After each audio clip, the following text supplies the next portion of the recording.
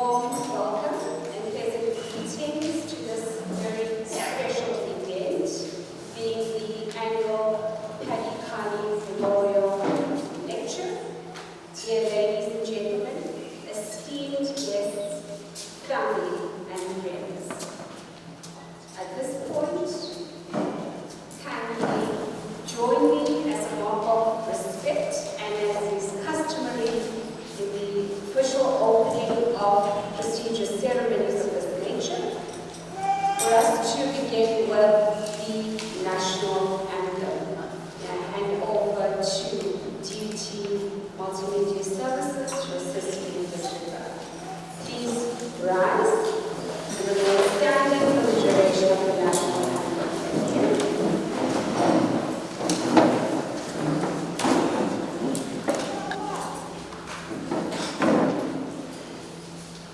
Thank you.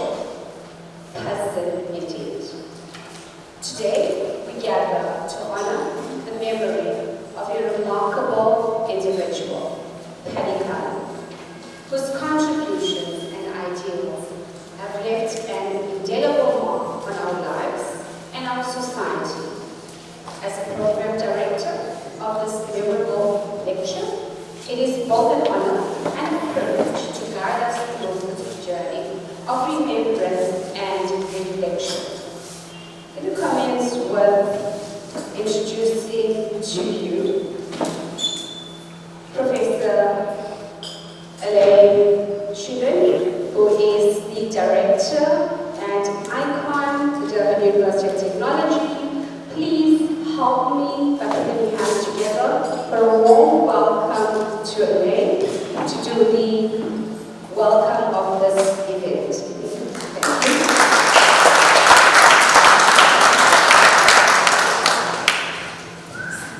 Thank you so much, Prof. Thank you, everybody. quite psyched up now to participate in some sort of World Cup sporting event. Thanks to everyone for being here this afternoon. It is indeed a great honour and pleasure to be here with all of you. And on behalf of the Durban University of Technology, and specifically the International Centre of Nonviolence, it's an absolute pleasure to be in your company for today's annual Paddy Memorial Lecture. The Director of the Denis Centre, Raymond Perrier, will soon deliver what will be a stimulating keynote. But first, this brief welcome to set the scene. Mine will not be as much of a clinical opening as it will be the recall of a dear friend. Much as Paddy revelled in tradition and ritual, he was not a big fan of pomp and ceremony when it came to his own person. As I observed many a time, he would blush at any and on every occasion on which he was singled out for his role in advancing social justice and peace. Like a deer in the headlights, the rosy cheeks on his pale face would be set alight as he struggled to contain being flushed out behind his sagacious spectacle brims. I think that one of his biggest embarrassments was the recognition afforded to him for his quiet yet formidable role in the struggle to advance human dignity and to liberate South Africa. He did not want honours, he simply wanted to get on working for a better world. And here we are at Paddy Lane, aka officially Paddy Kearney Way, connecting with the street named after our dear friend and his companion Denis Hurley. In fact, beyond the naming of a street in his remembrance, is there in fact a Paddy Way emanating from Paddy Lane? I would argue that Paddy's living legacy continues strongly through the work of the Hurley Centre. His was not the preserve of some sectarian or denominational interest. Paddy had a profoundly ecumenical and interfaith orientation that advanced a values-based and inclusive society for all. He served as chairman both of ICON and of the Gandhi Development Trust, and was extensively involved with various organisations and initiatives. We shall hear more about his Gandhi works shortly. Wearing his famous sun hat, ironically shaped like those of the Trippies, Paddy cut quite the figure in the annual salt march from Bombay to Durban, but then much like the Dominican scholastics before him, albeit a lot less portly than one St. Thomas Aquinas, Paddy was accustomed to walking long distances as he moved around Durban central and suburbs on Perrier, Glenwood and Avila. Much like a runner, at the end of an ultramarathon, Pope Francis awarded him the Bella Merenti or Papal Medal. The Sunday Tribune reporting on this on the 22nd of April 2018 stated that originally awarded as a military honour, Kearney earned his accolade for a fight of a different sort. He wears no suit of armour, nevertheless he has taken to the South African field of battle for social justice and uplifting of the poor. A subsequent word, self-effacing, stands out as the article describes why Paddy felt he had been awarded the medal. His 30 years at the Diaconia, publishing the Arch's memoirs, and his fundraising and constructing of the centre that bears the Archbishop's name. Indeed, inspired by the challenges of the Second Vatican Council, Paddy joined the Justice and Peace Commission and went on with Archbishop Reddy to found Diaconia, while maintaining his on-the-ground activism with workers, conscientious objectives, and those forcibly removed under apartheid, he himself having been detained under the Internal Security Act.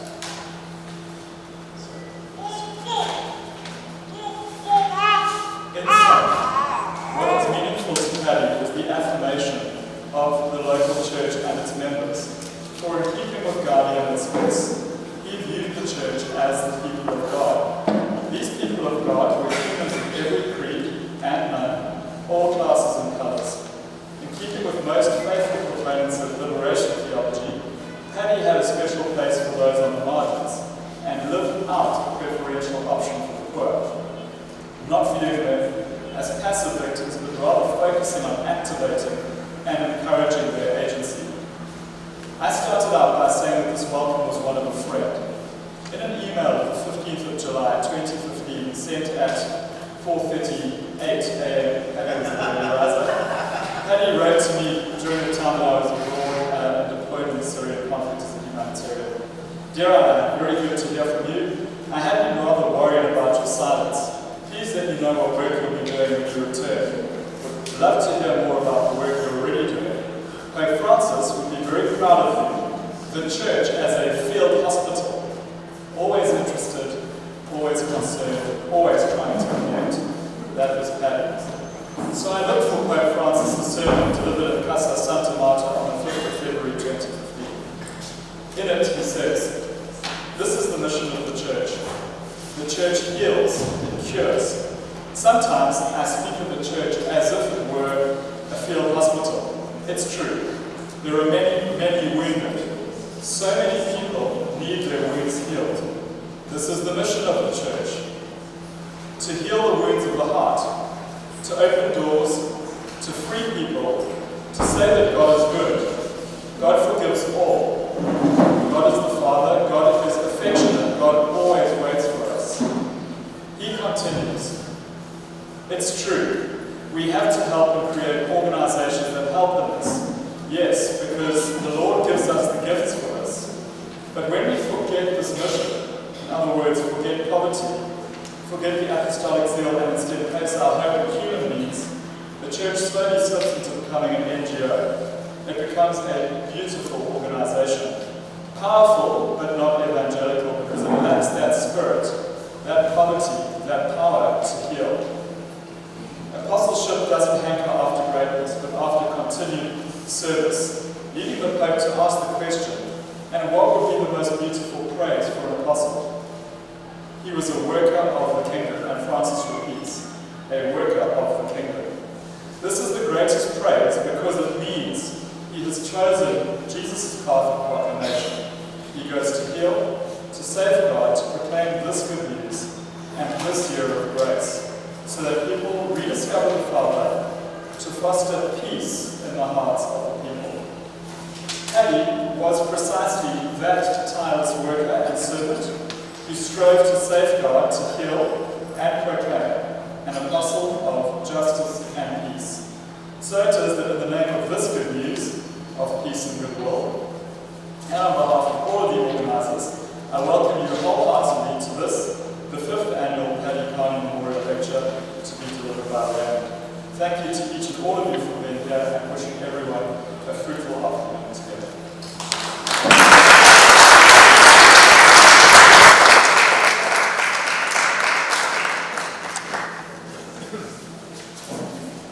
Thank you very much, Alain. Good to hear that. And you help me in putting your hands together again for Alain.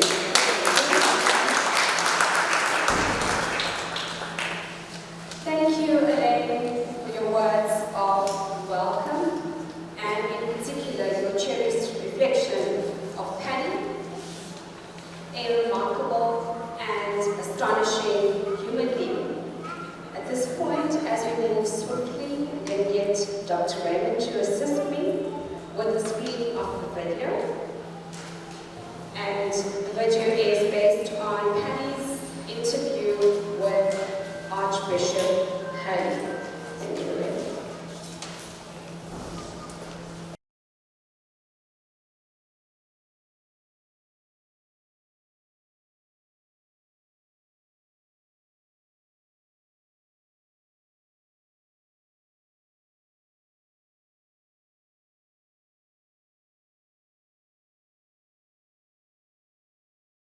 Archbishop Hurley was Bishop of the city of Durban for 45 years. So he changed and developed a lot over that time. I think he started off as a very young man at the age of 31. He didn't know a lot about the problems of this city and of this country, but he gradually exposed himself to what was happening, and it had a profound effect upon him. And he began to see more and more clearly that he should oppose apartheid and he should help the church to do that. And part of that vision was to work with other churches, not just the Catholic Church, but other churches like the Anglicans and the Methodists and the Congregational Church and the Presbyterians and so on, because together they could be much stronger than divided. And so he established diaconia, and here you are in the center, which is known as the Diaconia Center. And the purpose of diaconia was to help the churches to be involved in the struggle for justice. Not to do that work on behalf of the church, but to show the church ways in which it could make a contribution to bringing about a better society for all the people of South Africa. And as time went by, so he became more and more concerned also that the church should reach out to people of other faiths, all the great faiths that are represented here in Durban, Muslim, Hindu and Jewish faiths. And he wanted to see the church involved in working with them as well. Wherever we could do things together, he felt we should do things together with them.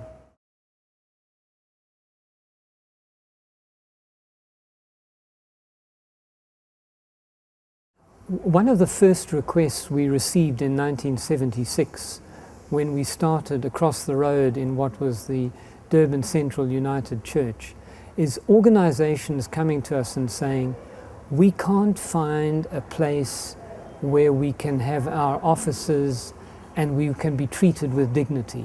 We're not allowed to use the toilets. People ask us, what are we doing in the building, and so on. So right from the beginning, we began to look for a place, and we looked across the road and saw this building, which had been a convent school, but was then being used, I think, for some adult education purpose. And we began to set our sights on this and say, if only we could get that building, then we could meet all those needs. We could have many other organizations having their offices here, and people could come here for meetings and for conferences. Well, eventually in 1983, we were able to buy the building and convert it into a center. And now it's used extensively. Many people use this as a place to come as a refuge, you know, when they were having very difficult times in the townships, or when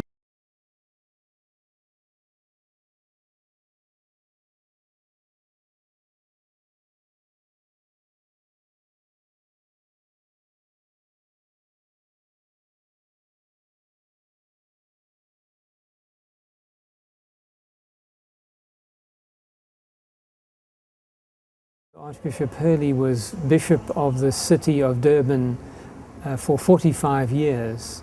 So he changed and developed a lot over that time. I think he started off as a very young man at the age of 31. He didn't know a lot about the problems of this city and of this country, but he gradually exposed himself to what was happening, and it had a profound effect upon him. And he began to see more and more clearly that he should oppose apartheid, and he should help the church to do that.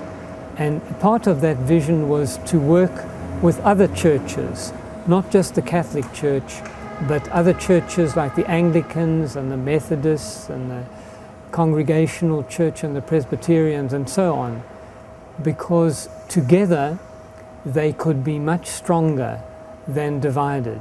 And so he established diaconia, and here you are in the center, which is known as the Diaconia Center. And the purpose of diaconia was to help the churches to be involved in the struggle for justice. Not to do that work on behalf of the church, but to show the church ways in which it could make a contribution to bringing about a better society for all the people of South Africa. And as time went by, so he became more and more concerned also that the church should reach out to people of other faiths, all the great faiths that are represented here in Durban, Muslim, Hindu and Jewish faiths, and he wanted to see the church involved in working with them as well. Wherever we could do things together, he felt we should do things together with them.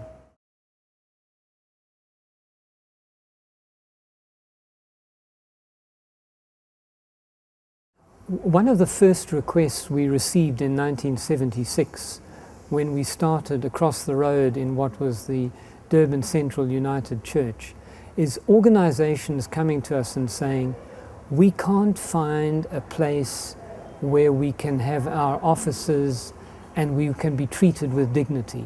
We're not allowed to use the toilets. People ask us, what are we doing in the building, and so on. So right from the beginning, we began to look for a place, and we looked across the road and saw this building, which had been a convent school, but was then being used, I think, for some adult education purpose. And we began to set our sights on this and say, if only we could get that building, then we could meet all those needs. We could have many other organizations having their offices here, and people could come here for meetings and for conferences. Well, eventually in 1983, we were able to buy the building and convert it into a center. And now it's used extensively. Many people used this as a place to come for, as a refuge, you know, when they were having very difficult times in the townships, or when the security police were pursuing them. And I think that this place gave them some feeling of protection, some feeling that they were working alongside other people who had a similar vision and understood what difficult places they came from. Yeah. Okay. Yes, there was the Durban Housing Action Committee, and there was JORAC, which was the Joint Rent Action Committee. I think they saw the church as a place which would provide some space for them, both physical space and a kind of psychological space, that the church would take up their cause and defend them if they had difficulties with the state. And well, we tried to do that as far as we could. Well, they didn't like diaconia. They saw us as a threat, that we were kind of getting in the way of what they wanted to do to people, to oppress them and to prevent them expressing their ideas. But we saw that that was our duty, that, and the duty of people of other faiths also to.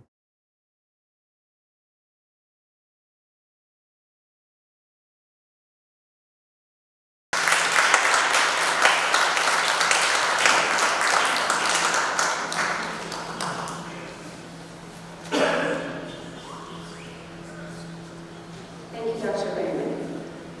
Wow, how inspirational. From the privilege of just being so fortunate to share with us and to reflect upon, it is evidently clear that Paddy was not merely a name, but a beacon of inspiration. He dedicated his life to causes greater than himself, embodying values that have shaped the world around us. As we remember him today, we also remember the principles he stood for. The principles and values are not just ideals to admire, they are guiding lights that can shape our own actions and choices as we strive for a better future. Our gathering is testament to the impact Paddy had on all of us. His dedication to his work, his unwavering commitment to justice, his boundless compassion for others have left an enduring legacy. Through his actions, he taught us that one person's determination can spark change that reverberates far beyond his lifetime. Kindly put your hands together again for this wonderful, remarkable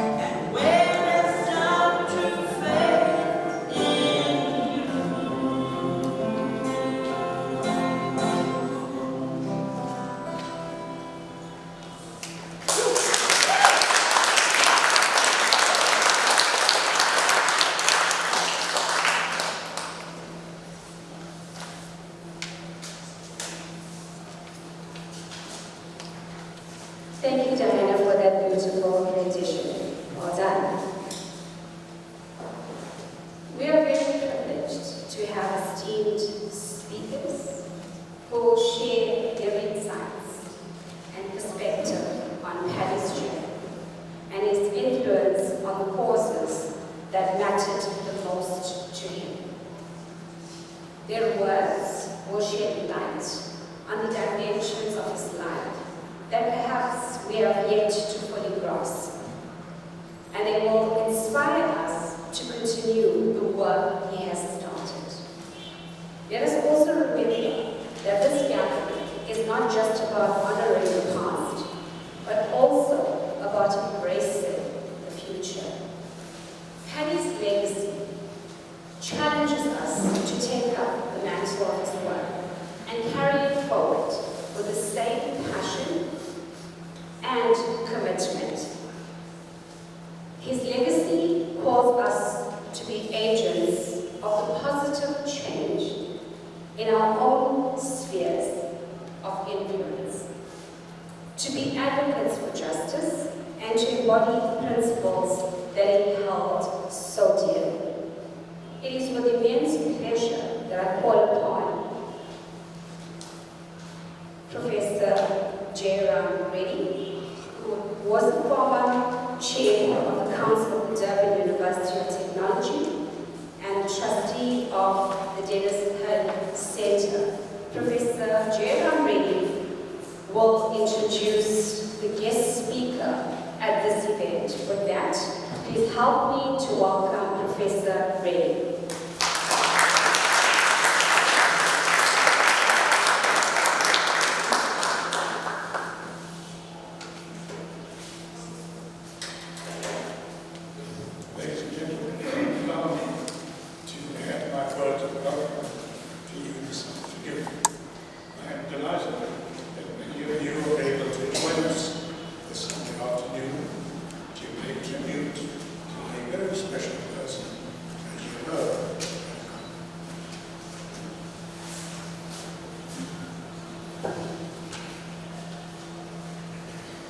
This lecture is sponsored jointly by the Durban University of Technology, the Denis Center, and the Gandhi Development Trust.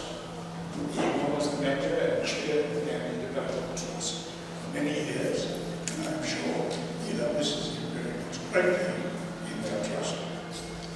You'll hear a lot more about Paddy from our keynote speaker, but as a friend and admirer of Paddy, allow me to make a few remarks. Paddy was the chair and founder of the Denis Center and the founding director of Alain, as you have seen on that video. Paddy over his lifetime played a central role in the resistance to the pernicious doctrine of apartheid, and he invested a huge amount of his time and energy in the funding and the development of the center. In fact, you can say that this is a Paddy center. He was a champion of the poor, a person of impeccable integrity, and one extraordinary ability of those. And these are the qualities which I think resonate with true, authentic self-action, a quality that we don't see very often in the country today, and we could do much more with the dose of Paddy each in this country. Now, to our guest speaker, Raymond is a very distinguished curriculum, but I will touch just on a few points because I think we are eager to get them. In 2015, Raymond Perrier was appointed by Cardinal Perrier as the first director of the Denis Center, which is a place, as you know, of care, of education, and community, and responding to issues of refugees, drug addiction, and homelessness. And I think since Paddy took over this place, there's a new sense of dynamism, vitality, and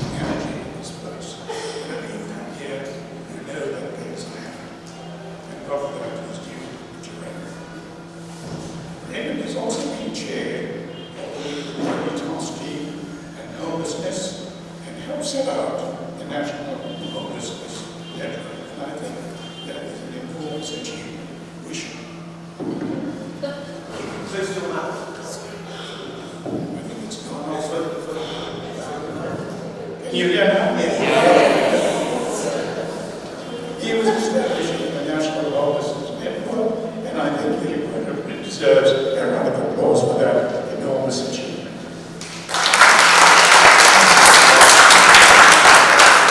He has also designed and facilitated courses in value-based leadership and delivered in several South African business schools.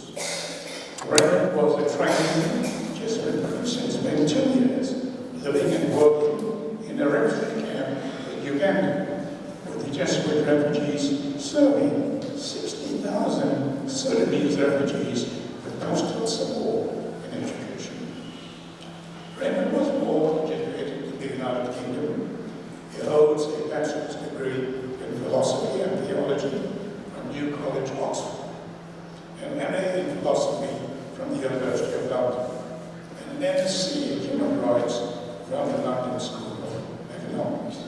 If that was not enough, he recently completed a PhD with the University of KwaZulu-Natal and writing on Paddy. So I think we are especially privileged to have this very first thesis, shared with us this afternoon. So Paddy will be speaking to us on Paddy and the Gandhi heritage, drawing on his recently accepted PhD thesis, and he explores the roots of Paddy's activism. I'm sure, Reddy, that Paddy had an opportunity of reading the thesis. He might have said to you, I'm sure all the things he wrote to me is true. Can you dilute them a little before you publish them? Then we can hand it to you.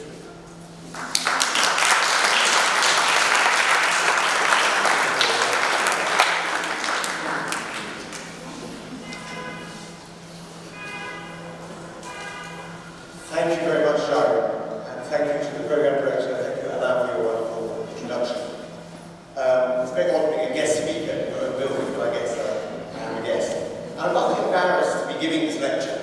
Now, of course, that's not a false modesty, although I do recognise that I follow in the footsteps of those very distinguished prior lecturers, Bishop Hurley, Father Michael Lapsley, and last year Minister Raymond. But honestly, the days of false modesty are over, because 2 days ago, I received official notification from UKZN that I've been awarded my PhD, so I'm delighted that fittingly giving this lecture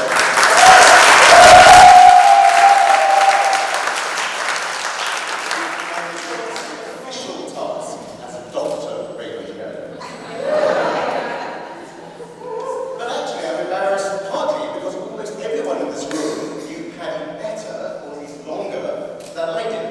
Though after 4 years of researching his life, I can certainly claim the most comprehensive knowledge of him. But I'm mostly embarrassed because Paddy would not have liked this. He wouldn't have liked the lecture, he wouldn't have liked the street, he wouldn't have liked people coming together to praise him. As was already said, modesty was a characteristic of Paddy that everyone quoted when I was interviewing him. Let me share one story some of you may have heard before. Around August 2015, soon after we opened the Denis Centre, I was waiting for Paddy for a meeting, and uncharacteristically, he was late. I started asking around the building if anyone had seen him, and eventually I found him sitting on a bench outside in the area which sits his desk. It's now officially renamed Paddy Kearney Way, chatting to some of the homeless men. It turned out that our new social worker, who had not met Paddy, had seen this dishevelled old man walking towards the building in his shabby clothes and carrying 2 old plastic bags. So, not realising he was the chair of the trust, she assumed he was a homeless guy and invited him to sit down with the others and wait for lunch. When I explained the state to Paddy, he replied with a twinkle, "It's an honour to be taken for a homeless person." So given Paddy's modesty, should I be embarrassed now because I've written about him and written so much?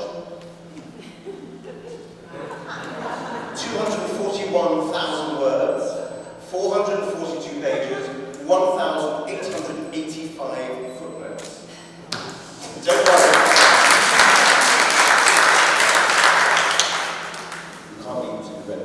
Don't worry, the shorter version will be available next year, but if you really do want to read it, I'm happy to send the PDF to you. But I feel that I did have implicit permission from him. Let me explain. Paddy was a famously private man, a comment repeatedly made by interviewees, and occasionally in the last 4 years of his life, when I was working closely with him, he would share some story or other about his own experiences. Given that he had written such an eloquent biography of Hurley, I asked him why he didn't write his own life story. With characteristic humility, he said he would not do that. And I replied, if you will not write your story, will you let me write it? And his exact words of reply to me were, for as long as I am alive, you cannot write my story. So I'm confident that from a better place, even if embarrassed by the attention that this work focuses on him, Paddy is prepared to smile benignly on my efforts to share this inspiring story. So let me start off by saying thank you to Paddy for giving me that implicit permission, and also thank you to him for the quality of his personal archive. It seems to be very clear, once I went into that archive, that Paddy A, knew that he was dying, and B, that he was preparing the archive for others to read. That means he sorted through. That means he tabulated almost everything. That means he threw things away. We don't know what he threw away. But it also means that the things he kept in the archive, he knew that somebody else, a future researcher, would read. So many thanks to the Kearney family, and especially to Brian Kearney, for giving me permission to use that archive as the basis of this research. But my deepest thanks goes to the interviewees, and none of this would have been possible without them. Possible just click the arrow. So I want to put up a list of all the people who were interviewed for this work, and if you're in the room and you're one of the interviewees, and I know several of you are here, can you please stand, and can you please give the interviewees a round of applause? Crispin, Chris, Andrew,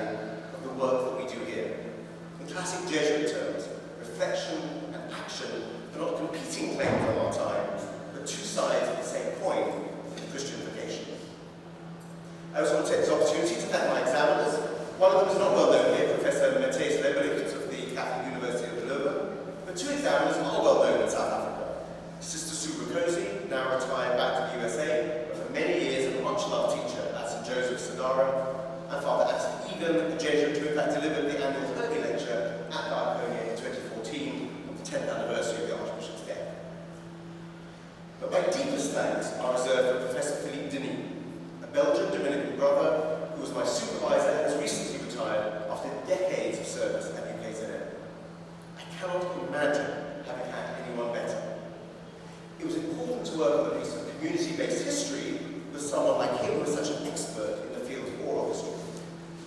was great to have someone who knew the church context as well as Philippe does, and it was also truly wonderful to be able to discuss this material with someone who also knew and admired Paddy.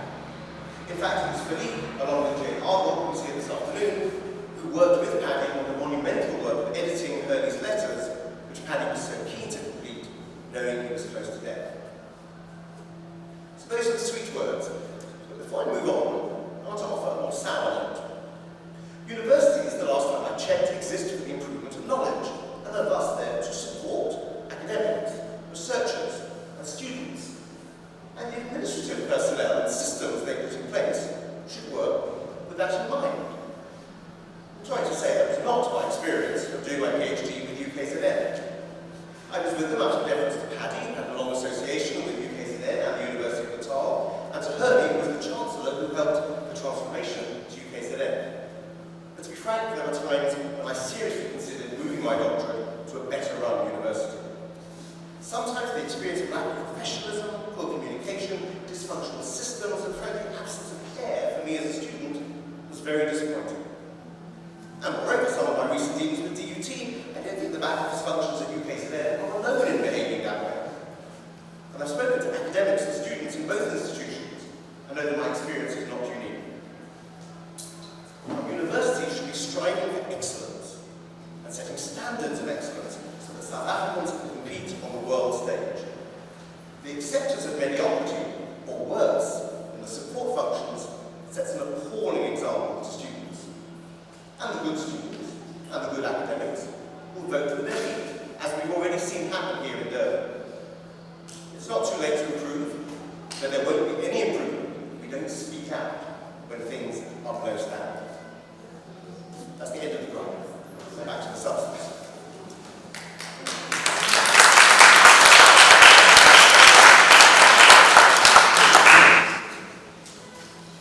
This work is not a straight biography.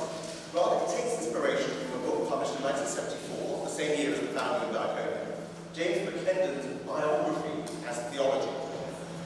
Early on, I mentioned that I wanted to reflect on the theology of Paddy, and someone said, well, it wouldn't be possible because he wasn't a theologian, and his academic writing was quite limited, although in fact he did write quite a lot, as the anthology of his writing shows.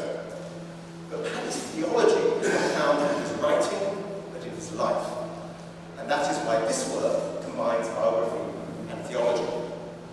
So my thesis is inspired by the life of Paddy, but also by some crucial works of theology.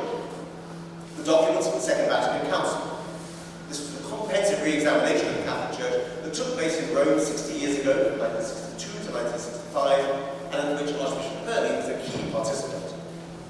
He's in fact described by one of the commentators as one of the 10 men who made the council. And Hurley himself calls it the greatest adult education experience in history. 2,500 bishops from around the world learning from some of the greatest theologians, and not all of them Catholic, and learning from each other. That's why the book that Hurley is holding in the magnificent statue downstairs is not the Bible, but the documents of Vatican II.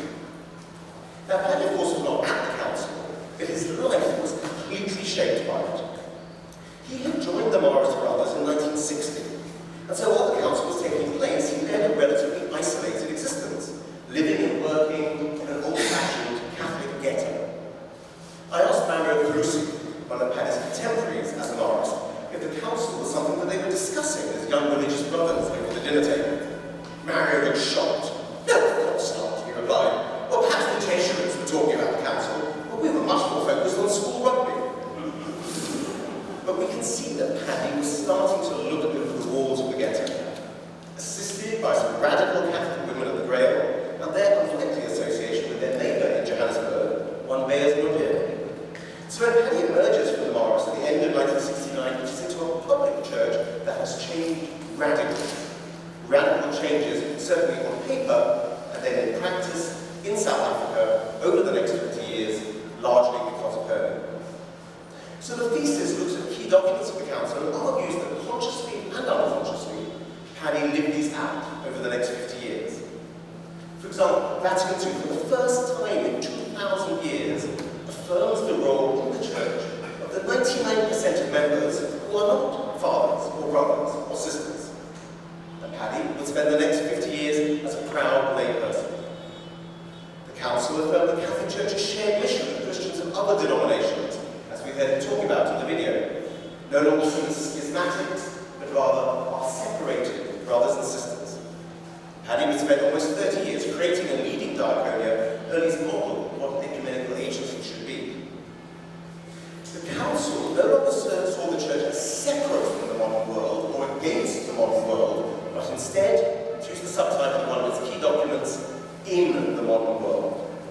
And this gave theological justification for Paddy's efforts to resist apartheid and then post-1994 to help build the new South Africa. And the council opened up the possibility for Catholic Christians to engage with people of other faiths without the compulsion to convert them. Hesitantly in the early decades, and then more enthusiastically in the last decade of his life at the Denis Hurley Centre, Paddy showed how committed he was to enabling people of all faiths to work together in Durban. And the presence of all of you, a diverse group of people in this room, bears testimony to these key focuses of Paddy's life. Yes, there are priests and religious, but also lay people, including myself. There are Christians from a range of denominations and people of various faiths. There are social activists who might not have shared Paddy's religious grounding, but certainly found a common cause with his desire to transform society. Part of the pleasure of working on Paddy's life was to explore how he developed to become the open and accepting person that we all knew and worked with. After all, he had started off in a ghettoized, traditional, Irish, clerical church. There is some evidence that he had to change some of his early worldview. Let me give you one example. Among Paddy's papers, there are 3 sets of handwritten letters. Remember the all-star blue aerograms? He wrote those to his parents at 3 different points in his life when he was overseas. And it seems that the letters were kept lovingly by his parents, and then after their deaths, were preserved by Paddy in his personal archive. One set from 1958, when Paddy was 16 years old, shows his first glimpse of the world outside of South Africa on a month-long trip to Europe. It's striking how this trip was through a completely Catholic lens, organised as it was by the oblate priest of his parish and travelling with his Irish grandfather. So Paddy's experience of Europe is not that of the average 16-year-old.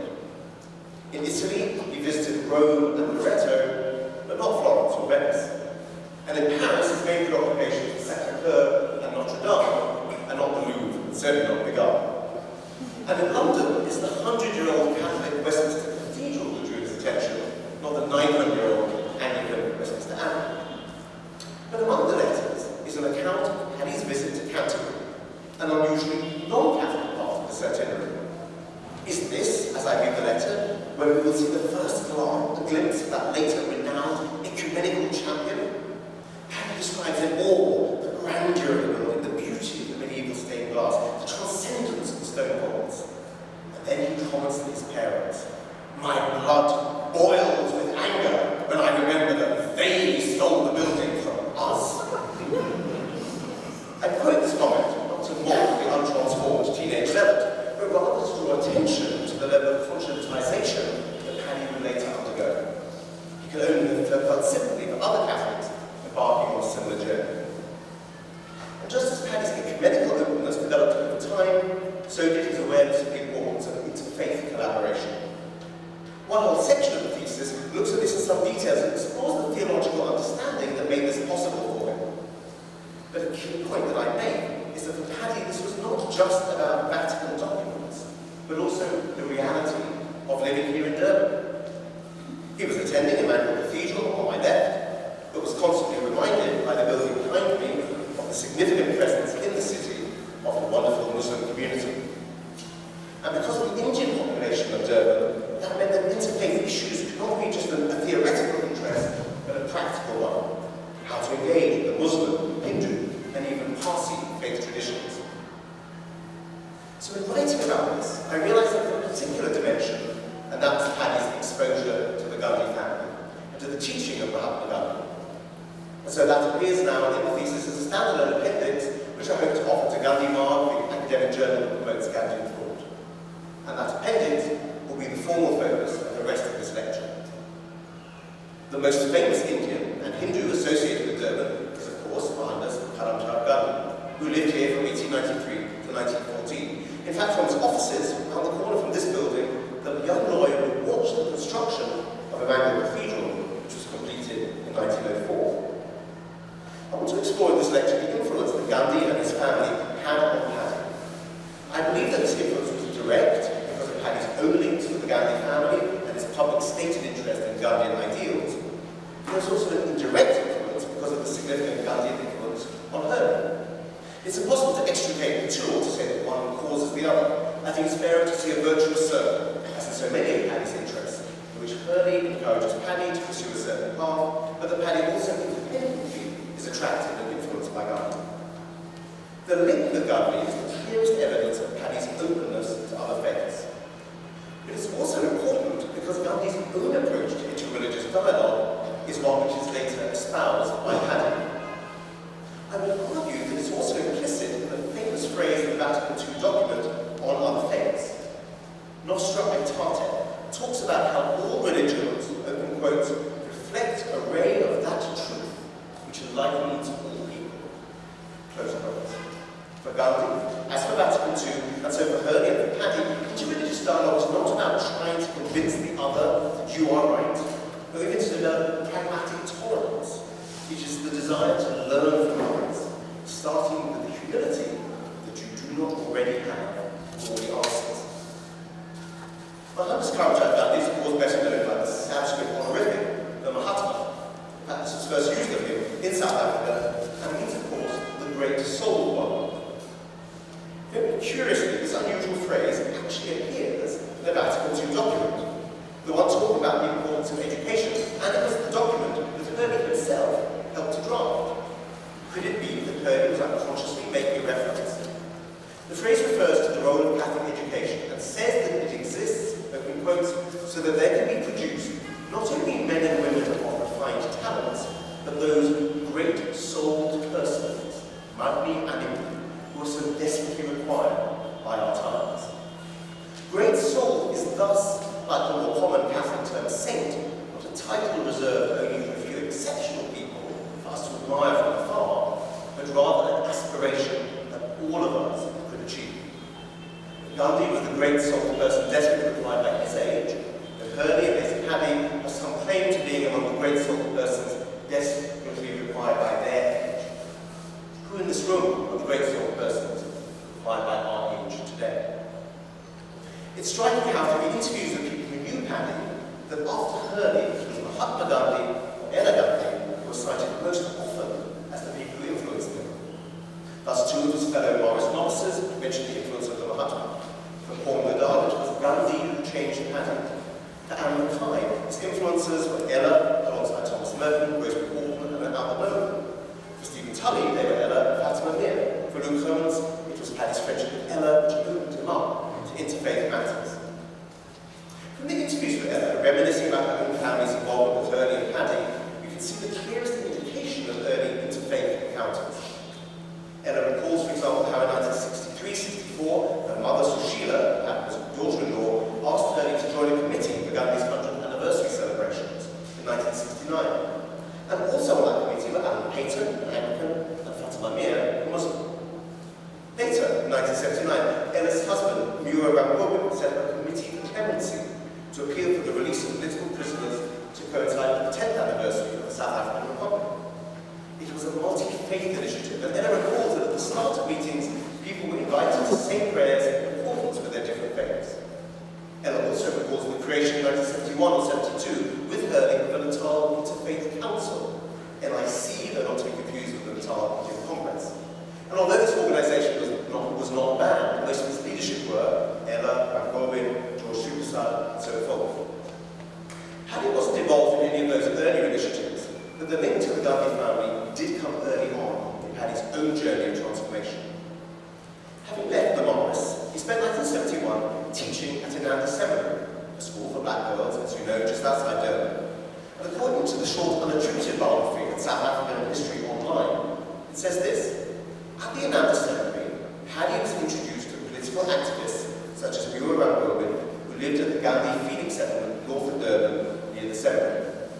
When his banning order was lifted, one of the first things Ramgobin did was to come to address the students. Ramgobin had married Ella Gandhi, the granddaughter of Mahatma, and so through him Paddy met members of the Gandhi family, including Ella's mother Sushila, and her father Manilal, the Mahatma's son, who had stayed behind in Durban after his father returned to India in 1914, had died in 1956. Of course, you all know that Ella, and our late husband Jairam, were actively involved in the anti-apartheid struggle. That after 1994, Ella served in the ANC in the first Democratic Parliament. And we are honoured that the link with Paddy continues to this day, since Ella is an active patron of the Denis Centre. In her interview, Ella made the point that Phoenix always had a traditional interfaith collaboration. Being an area about 25 kilometres from here, demarcated by the apartheid government as residential for Indians only, it meant that all kinds of South African Indians, Muslim, Hindu and Christian, found themselves living side by side, becoming friends, and in time marrying each other. The link with the Phoenix settlement, a continuation of the project that Mahatma had started when in Durban, was especially significant in Richard Steele's link with Paddy. Steele, having served prison time refusing to enlist in the South African military, citing conscientious objection, had left the country and then returned in 1984. Hurley wanted to demonstrate that the conscientious objectors did wish to serve their country, but in a non-military way. And Paddy had the idea of connecting Steele with Raymond, who was the chair of the Gandhi Development Trust, and wanted to establish it as a site of perfection. Steele comments, Paddy had an affinity for Gandhi. He suggested me as a possible caretaker of the Phoenix site, residing in the Kasturba Bhavan, the house that Manalal built in honour of his mother. There were no real programs, other than just to live there. My salary would come from Archbishop Perrier. Ella recalls that she first met Paddy in 1973. Intriguingly, she says that Paddy had been sent to her by Hurley to talk about the creation of the Christian organisation, Kearney. She recalls, it was clear that it was planned to be a Christian ecumenical initiative, but the Archbishop thought it was important to understand how other faith groups would react. I said that I was always keen to work together with any groups that wanted to do something about the situation in the country. That meeting was just before Ella was served with a banning order, which meant that from January 1975 to December 1983, her meetings and her movements were highly restricted, and so it made it much more difficult for Paddy to engage with her.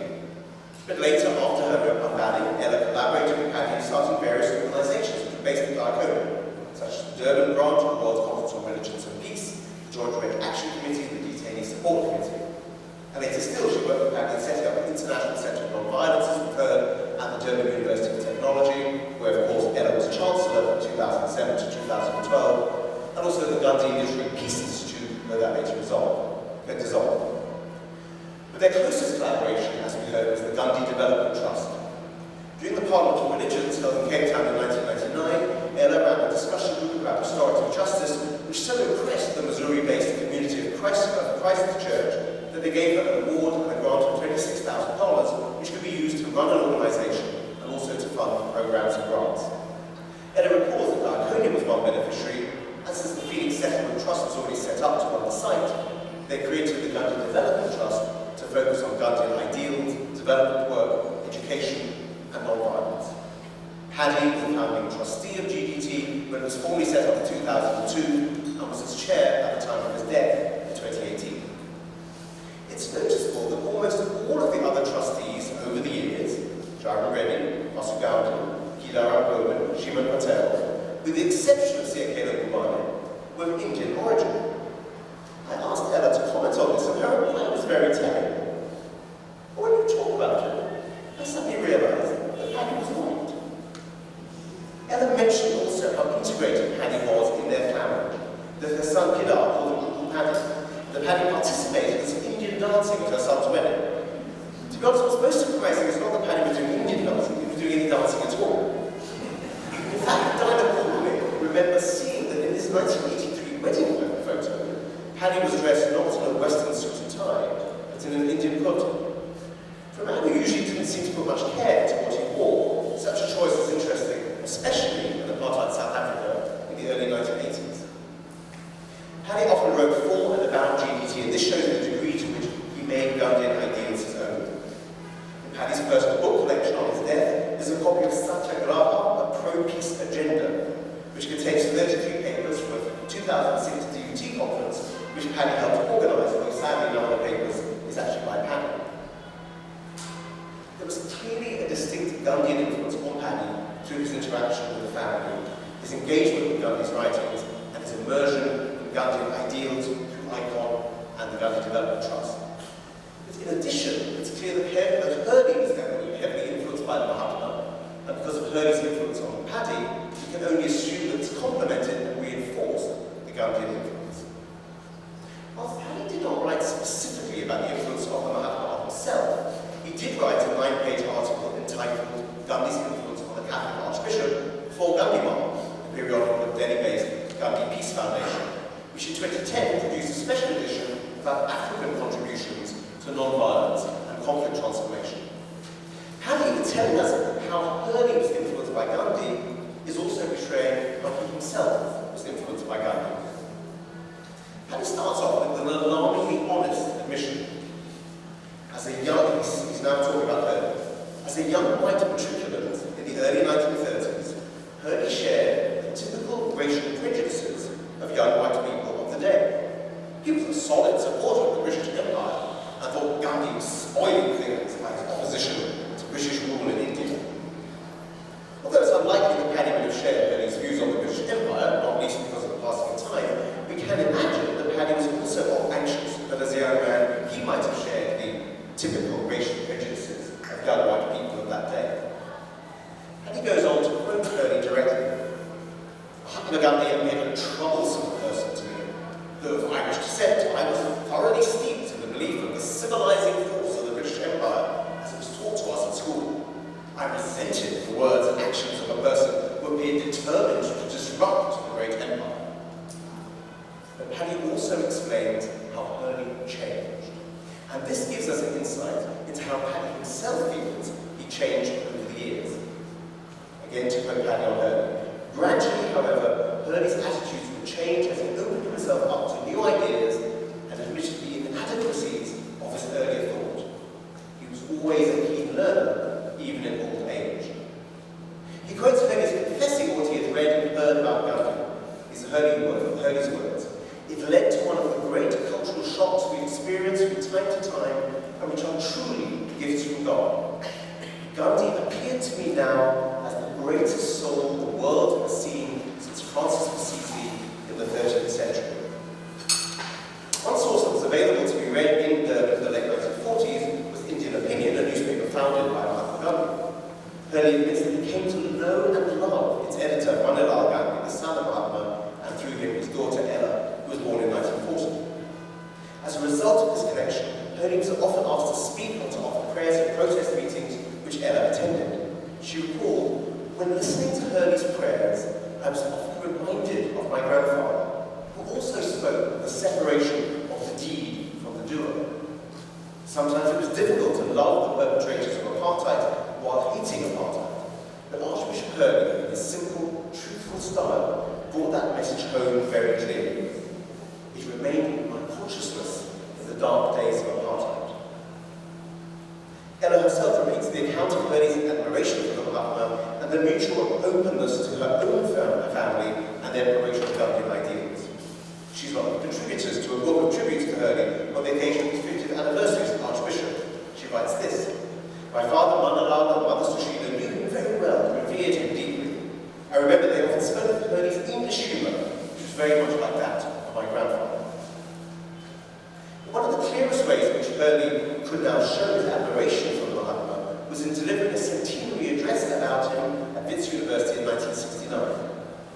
Paddy quotes from it, saying that Hurley was most impressed that for Gandhi, truth was not just to be spoken about, but to be lived.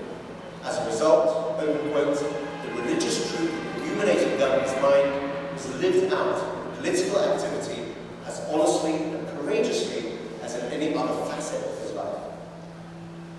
In recognizing Gandhi's desire to win over an opponent rather than defeat them, Hurley quotes the French writer Jean Guiton. In the struggle for truth, there are no victors or vanquished, for he who is vanquished by the truth is in truth the victor. Paddy also quotes from an unconscious address of Hurley about Gandhi's integrity that was written in 1993 when Hurley was parish priest here at the cathedral. Hurley's words: all too often, the pious, even the saintly person, pursues a path of spiritual perfection that brings results merely in the field of personal holiness, albeit personal holiness that is deeply marked by the love and service of others. Gandhi's was the sort of mind that saw with startling clarity that if you want to be true to yourself and true to the people you love, you have to put that love into practice to change political, economic, and cultural factors that hurt people, stifle their freedom, and impede their growth and progress. Paddy describes how, under Gandhi's influence in these last years of his ministry, Hurley's enthusiasm for ecumenism became stronger and broader. But it seems clear that Paddy is using ecumenism here not just to mean relations between Christians, but also to include interreligious cooperation.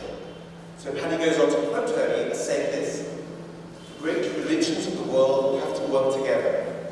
They will be sitting at Gandhi's feet, cherishing their dearest beliefs as Gandhi cherished his, but finding common cause with the grace needed to give the world the moral guidance so necessary for its survival and development."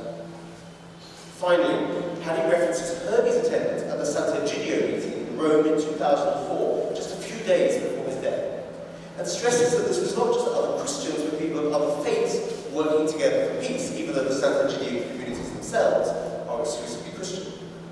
Hurley writes this: "In the Sant'Egidio gatherings," Paddy writes this about Hurley, "in the Sant'Egidio gatherings, he tasted what the church of the future might be like, a church more in tune with the great social concerns of Mahatma Gandhi."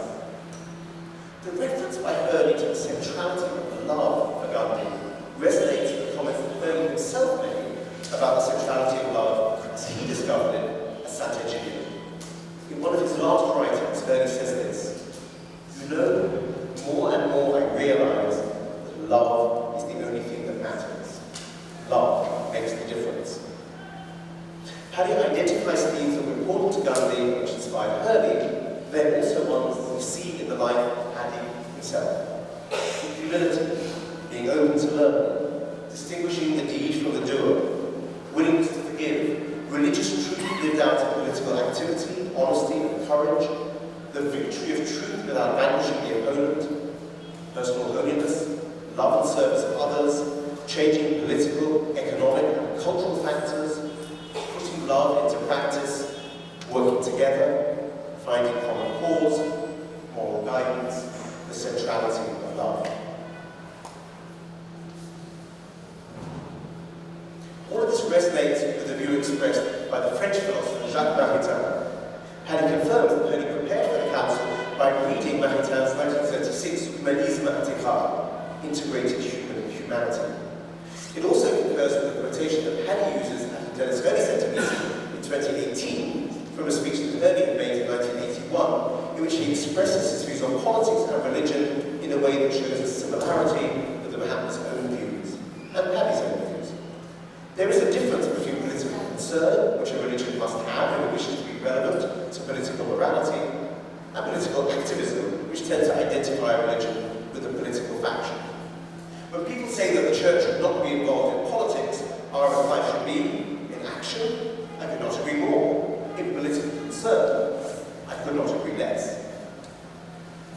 For his collected writings, Paddy selected a number of items that reference the Mahatma, including a 6-page life of Gandhi from Worldwide or Gandhi magazine, and there are also 4 more pages of articles about Gandhi, about how he was too strict as a parent, whether his assassination could have been avoided.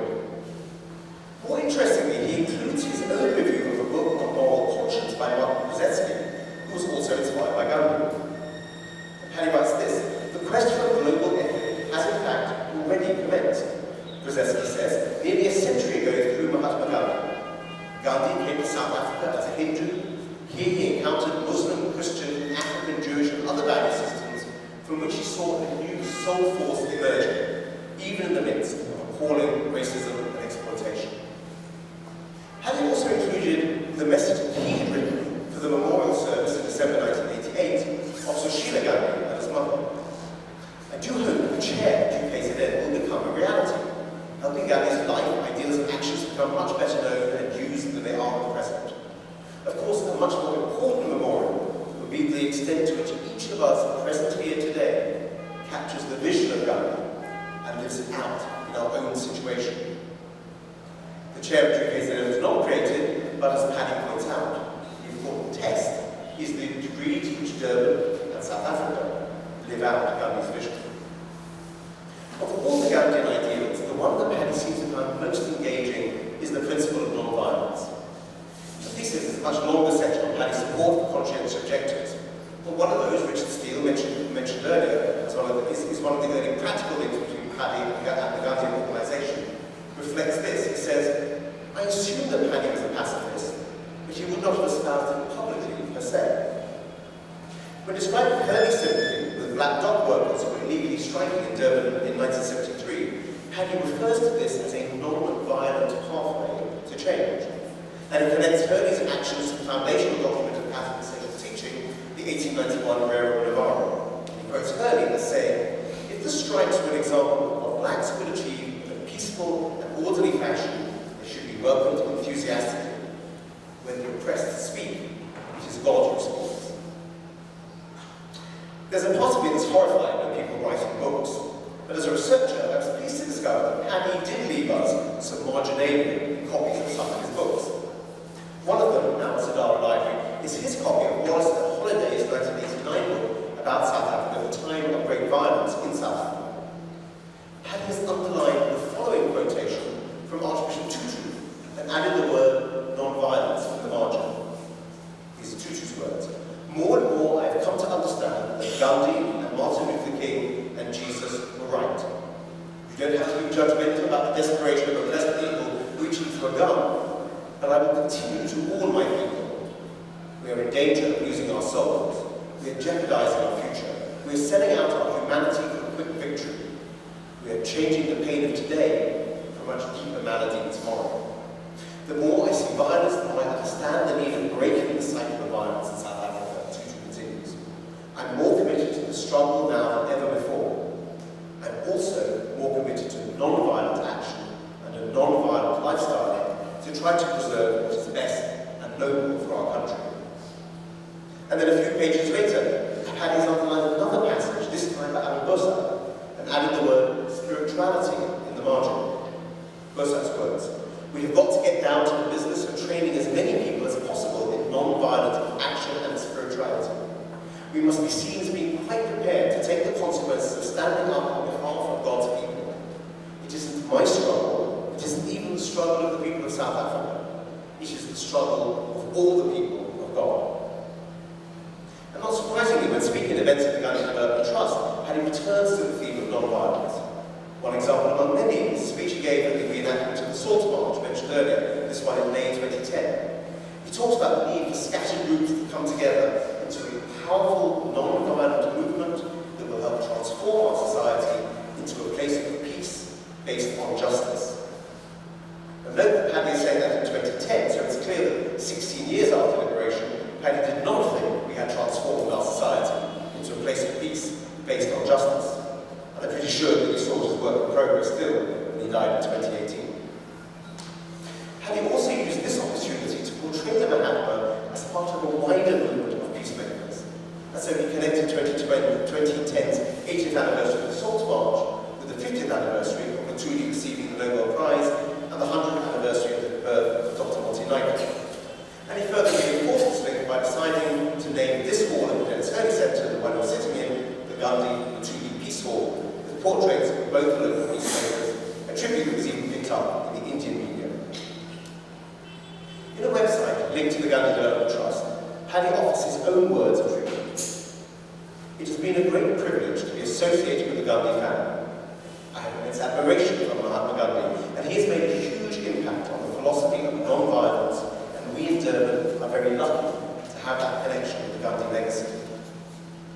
On the same page, attorney J.P. Prof, a friend and colleague of Paddy, says, Paddy is a living example of the passion and zeal that Gandhi demonstrated during his life for truth and justice. Both directly and indirectly, Paddy was clearly influenced by Gandhi. He shared a similar passion to challenging injustice, to working with people of other faiths, to integrating the sacred and the secular, and to espousing the way of non-violence. These were also values that were key to Hurley, and that he in turn encouraged in Paddy. It's noteworthy that since Paddy's death in 2018, this annual memorial lecture in his honour is organised in conjunction with two Gandhian organisations, the Gandhi Development Trust and the Phoenix Settlement Trust. And the speakers such as Father Michael Lapsley and Minister Prof. Godin are chosen because they also promote the same ideals. In fact, Minister Godin, in this very room last year, albeit via Zoom, quoted these words from the Mahatma, and they are ones that can be applied equally to Gandhi, to Hurley, to Paddy, and I hope to each of us. Judge me by my actions.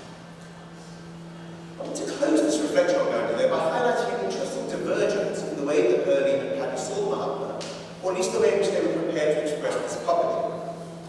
I came across a very interesting quotation of Hurley's, which is striking for two reasons.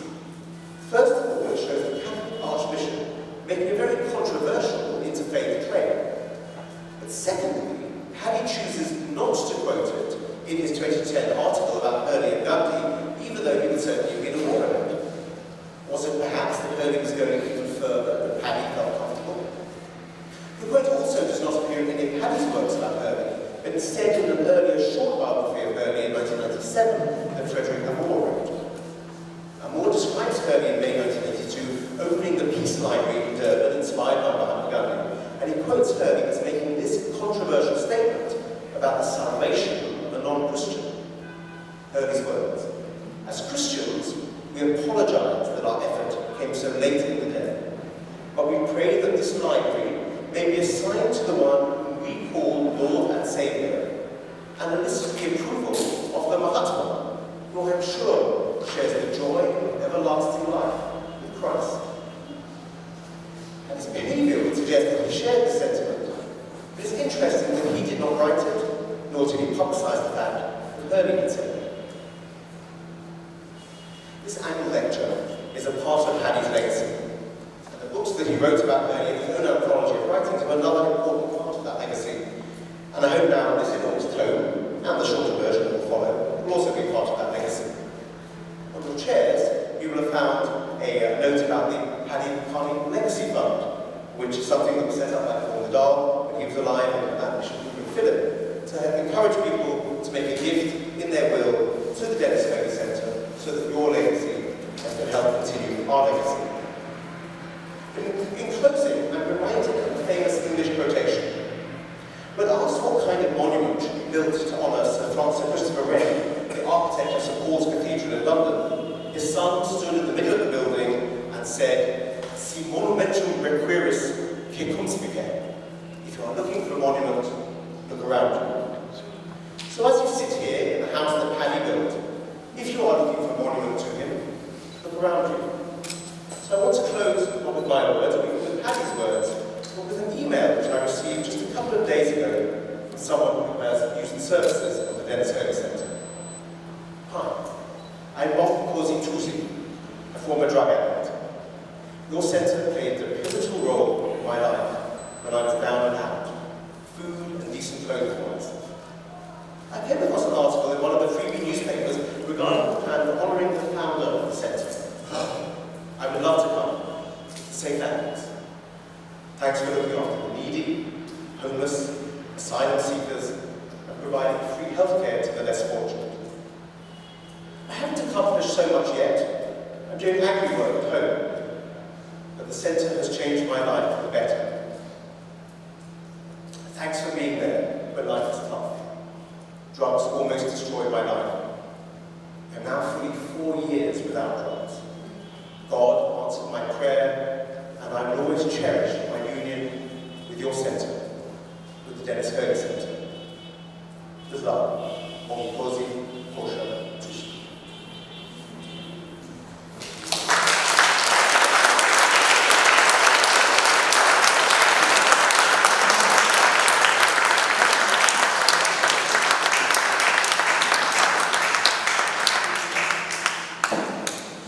Where do I begin? With those words. Touching tributes indeed, and stimulating pause. Kindly help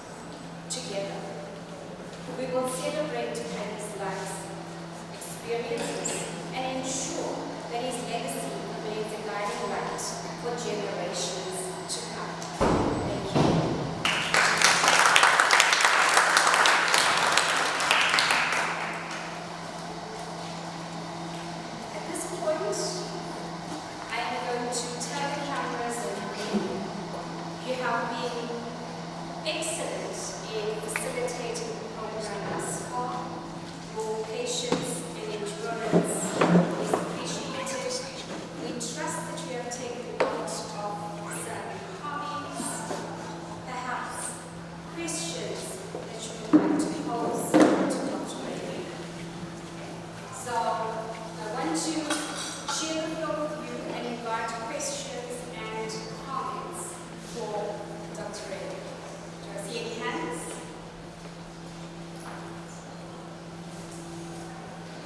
Share any thoughts?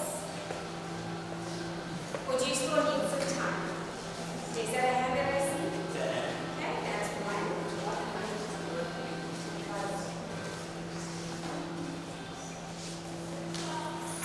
Dina.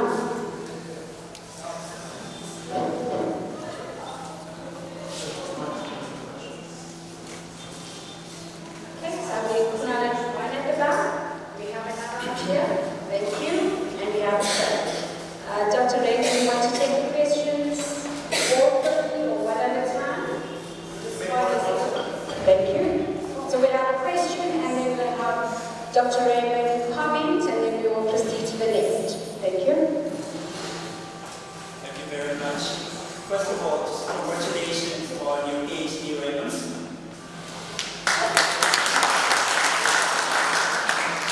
I feel very honored what you have read, and actually your achievement has inspired me, because I've often thought about the PhD, but put it off, kept putting it off, so maybe it's time I follow the journey. My question is, you spoke a lot about Kearney, and clearly that's what the PhD was about. And I kept waiting to hear, or maybe you tell us, what impact did that have doing this research and learning about Kearney, especially as someone who's following in his footsteps? What impact has that had on you? And have you had any insights, or has it changed any of your perspective? And if so, in what way? Thank you. Thank you for what you said. It's certainly, I'm here in Durban at the Study Centre because of Paddy. I was Paddy, and I know there are many people in this room who were Paddy over the years, persuading people to do things. So I arrived here, intended to come for 2 years, and now been here for almost 10, not planning on leaving anytime soon unless my chair thinks otherwise. So it deepened that. One of the things which I found really interesting, Paddy, of course, was not very modest, but he was quite reticent, and he was often anxious.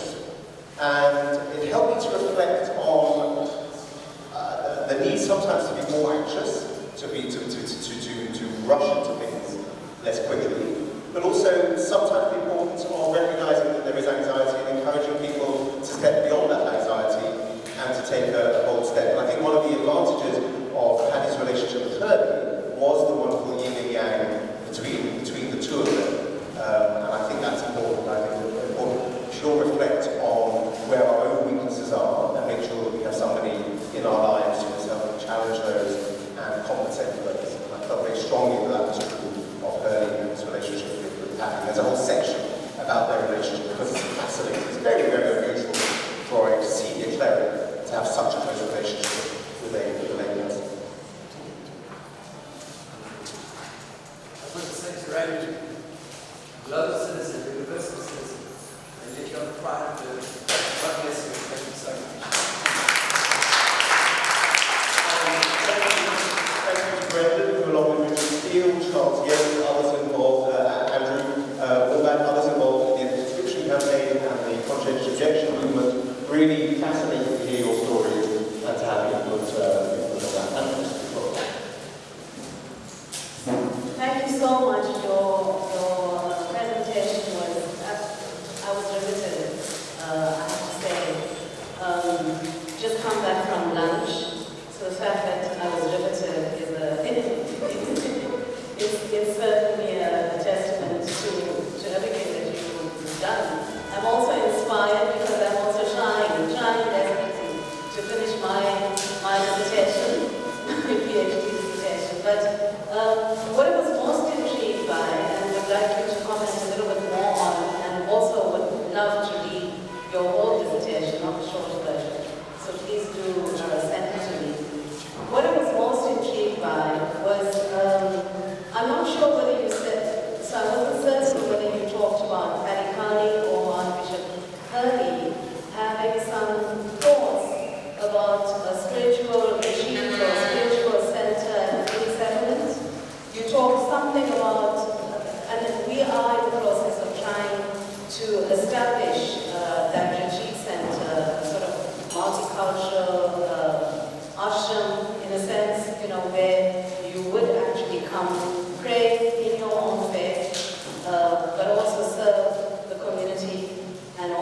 take care of your own needs through that. So we're in the process of doing that. I would really like to know more about what their idea and vision was for this so that we can incorporate it as we developing it. I assume that Ella would know a lot more than I would, but there's a passing reference to it.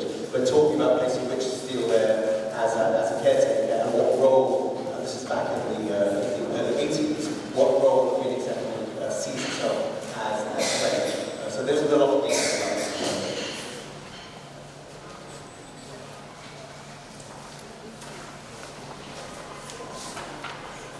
You don't have to have more questions. There are snacks and beer. So. I don't mind if you don't ask me. Thank you very much for that, Dr. Raymond. Are there any other questions or comments that you'd like to share? Thank you.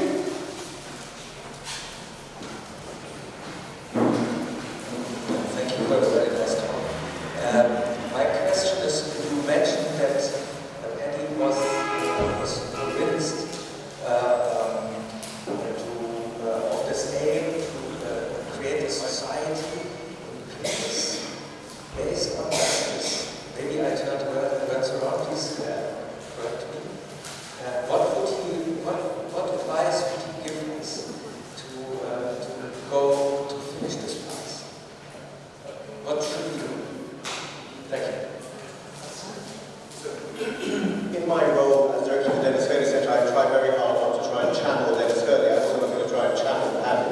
So I won't begin to say what Paddy would have said, but his life would suggest that key to him was perseverance.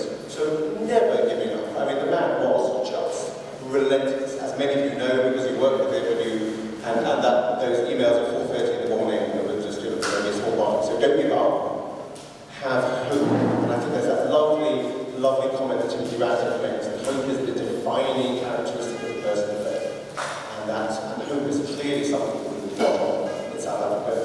And so importantly, find networks, find people who share your beliefs and work together, because we can always do more working together. And even if we don't succeed in doing it, we will be judged on whether we tried, not whether we succeeded. And I think that, to me, to my mind, that's the test of Paddy's life. And that's why it was so beautiful when he died. The comment that the Cardinal made was written on the plaque downstairs. It's that quote from Scripture: "Well done, thou good and faithful servant."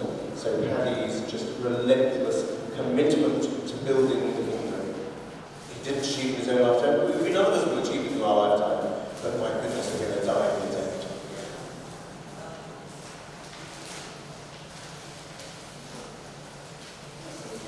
Any further questions or comments? Well, I guess the message is rather clear. Hope, commitment, and perseverance. And thank you again, Dr. Raymond, for the astonishing work that you've done. And quite an achievement at that. Congratulations again, and thank you very much for your keynote.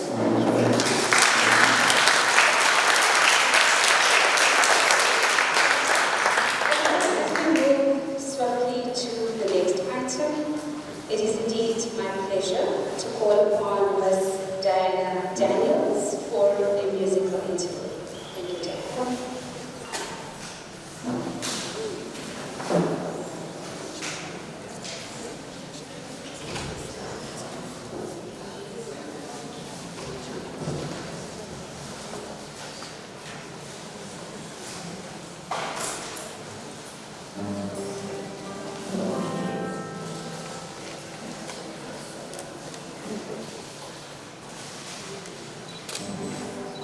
You know how significant names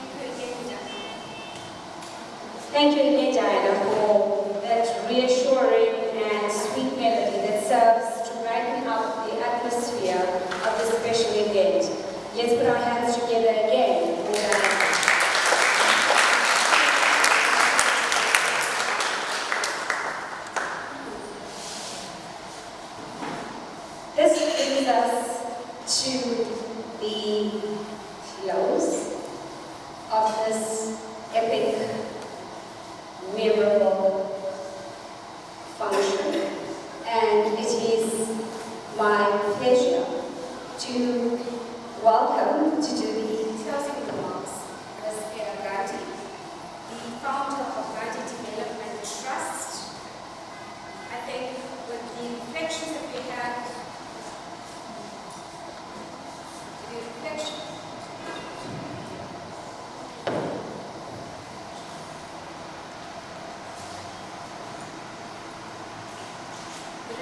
that have been shared this afternoon has highlighted to a great extent Ella's role in Paddy's experiences as well. And it's only fitting that we have Ella Gandhi to grace us with the closing remarks. With that, please help me in welcoming Ella for the closing remarks.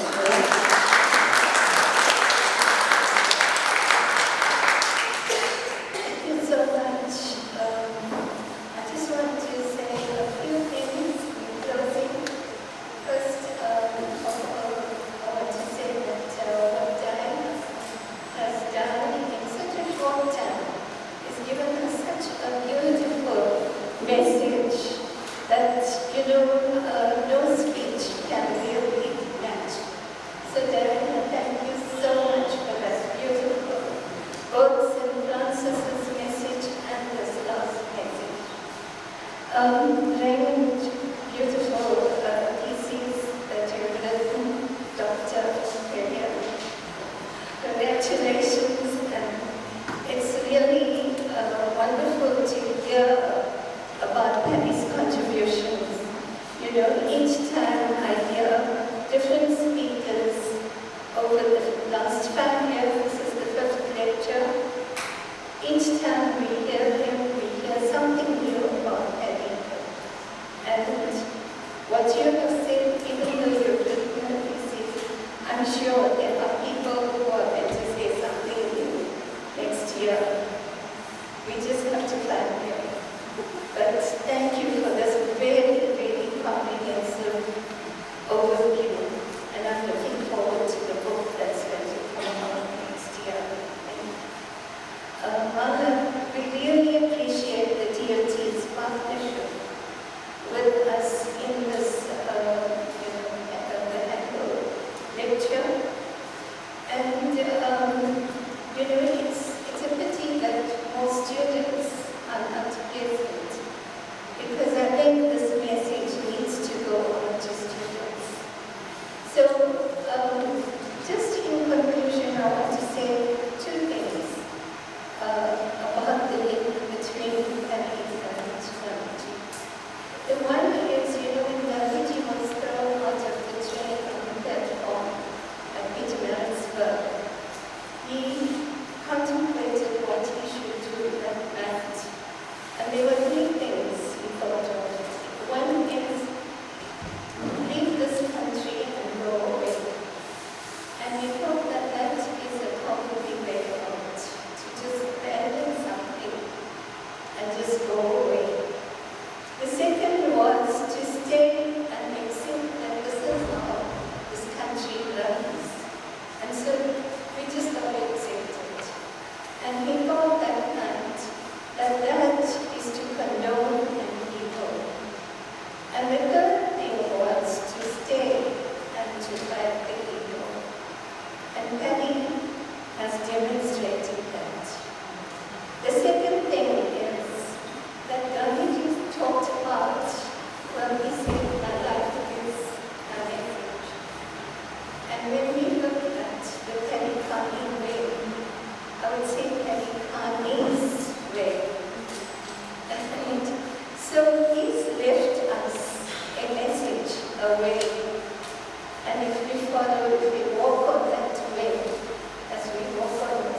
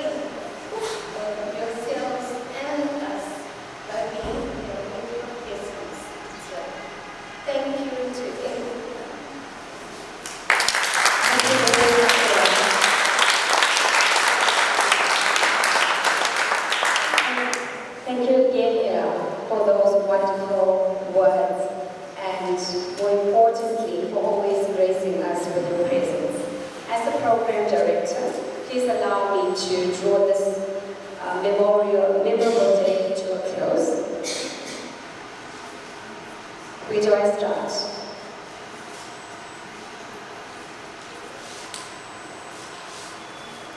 May I start by extending a heartfelt congratulations and gratitude to each and every one of you.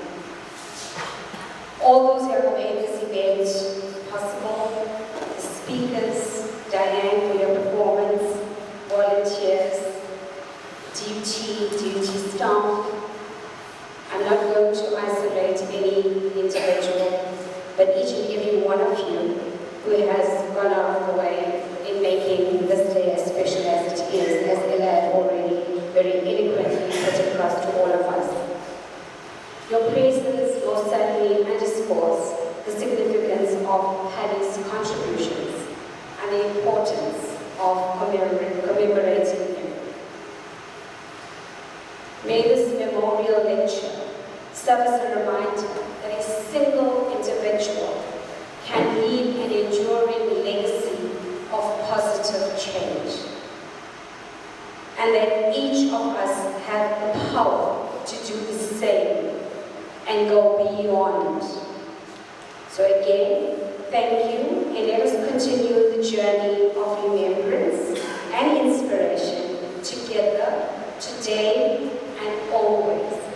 Have a blessed evening and a week ahead. I've been reminded by Dr. Raymond again, you are all invited to lunch and snacks. Lots of effort and energy has gone behind putting together the snacks, so please join the entire team in celebrating Paddy's accomplishments.